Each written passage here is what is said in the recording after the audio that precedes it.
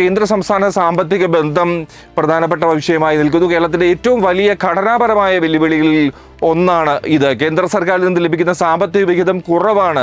കേരളത്തിന് അർഹതപ്പെട്ട സാമ്പത്തിക വിഹിതം കേന്ദ്രം നൽകുന്നില്ല. ഇതാണ് കേരളത്തിൻ്റെ കഴിഞ്ഞ കാലങ്ങളിലുള്ള എല്ലാം ആവശ്യം.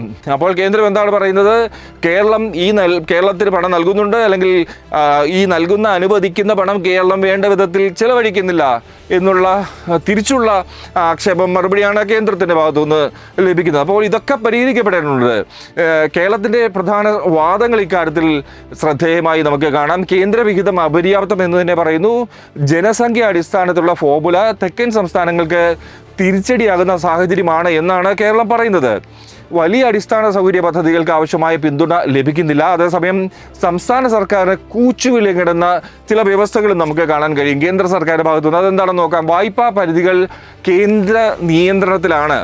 ചില വലിയ വായ്പകൾക്കുള്ള പരിധികൾ നിശ്ചയിക്കുന്നത് കേന്ദ്ര സർക്കാരാണ്.